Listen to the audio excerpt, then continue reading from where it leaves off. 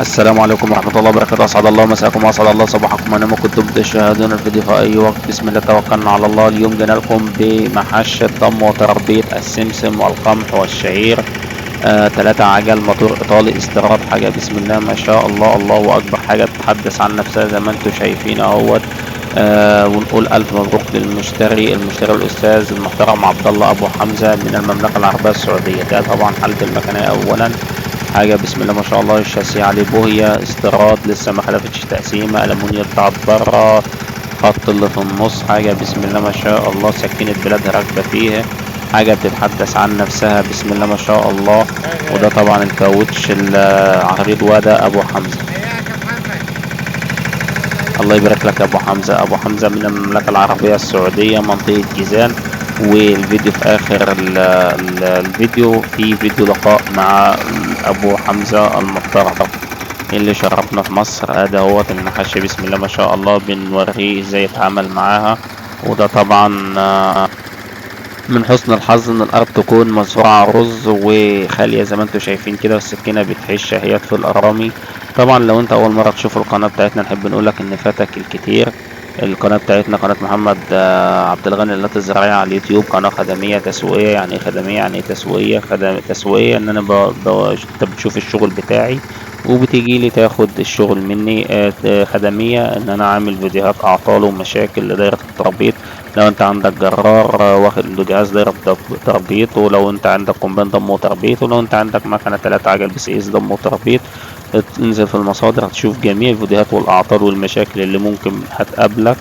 وادي ابو حمزه اهوت، الله يبارك له فيها. الحصاده ابو حمزه واخدها طبعا قلنا من منطقه جيزان لحصاد السمسم.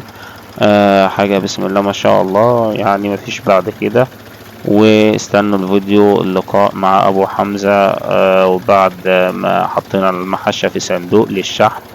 وانتظر الفيديو واللقاء مع ابو حمزة الراجل المحترم اللي شرفنا من المملكة العربية السعودية. النهارده اليوم سعد شركة جلال عبد الغني بضيافة أبو حمزة من المملكة العربية السعودية. شرفتنا يا عم أبو حمزة. الشرف لنا والله يا ابو عبد الله. صراحه ما قصرتوا وجزيتوا هذا الكرم مع الفرح. شرفتنا ونورتنا والله. وعدنا هذه وعد ابو عبد الله ان شاء الله انه يتابعنا ويدعمنا الى ما يتاكد انه كل شيء عندنا تمام، زي ما يسوي مع المزارع المصري بالضبط. شاكر جدا جدا جدا لك يا ابو حمزه. انت عرفتنا عن طريق انا عرفتك عن طريق اليوتيوب.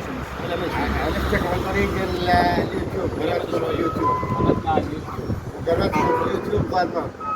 ليه؟ ما اللي انتم تقدموه افضل من اللي تقدموه في اليوتيوب كثير جدا. خبرتكم ما شاء الله مو بس في الالات الزراعيه، في الزراعه نفسها. شفت اليوم مزارعكم الله يبارك فيها، حاجه بصراحه يشاد يعني عادة التدريب واستغلال موارد الزراعيه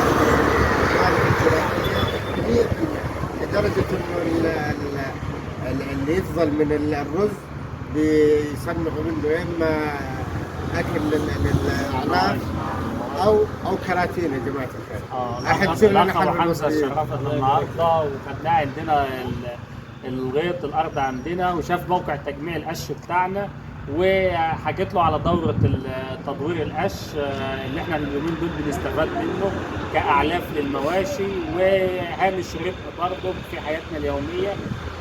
الأخ أبو حمزة جالنا من السعودية منطقة جيزان عشان ياخد حصادة ضم وتربيط السمسم. حصادة ضم وتربيط السمسم طبعا والقمح والشعير. وباذن الله عندك الذره برضه باذن الله هتشتغل فيه بعون الله. اللي انت وريته لي ده باذن الله مع طبيعه الارض هيشتغل معانا. وانت شرفتنا وشرفت جمهوريه مصر العربيه كلها، وربنا يجعلها باذن الله تبقى فتره خير ما بيننا وبيتك ومكانك في اي وقت. تشرفنا في اي وقت واحنا حصلنا الشرف. شرفت مصر كلها ما شاء الله. أكرمتونا، الله يكرمكم ويبارك لكم في مالكم وفي ذريتكم وفي حلالكم. الله يبارك. الله يبارك.